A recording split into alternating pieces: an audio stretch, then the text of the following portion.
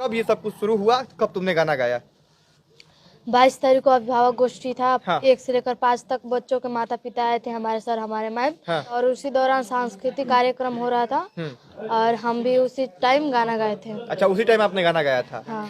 नशा न करना मान लो कहना, प्यार भाई बनाओगी बड़ी खराबी, होगी बड़ी खराबी। तो जी हाँ दोस्तों, आप सबको बता दें कि सलोनी को फाइनली नीतीश कुमार ने बुलावा भेज ही दिया, क्योंकि बिहार की वायरल गर्ल सलोनी आजकल हर एक सोशल मीडिया प्लेटफॉर्म पर ट्रेंडिंग में चल रही है, क्योंकि उसका गाना एक नशा मुक्ति गाना है जो कि काफ़ी ट्रेंड कर रहा है और काफ़ी लोगों को पसंद भी आ रहा है। तो जी हाँ दोस्तों, आप सबको बता दें कि नीतीश कुमार ने ऐलान किया है कि उसे पढ़ने लिखने सहित 20 लाख रुपए दूंगा। जी हाँ दोस्तों, बता दें कि 20 लाख रुपए इस गाने को सुनकर खुश हुए हैं नीतीश कुमार और देने का वादा भी किए हैं।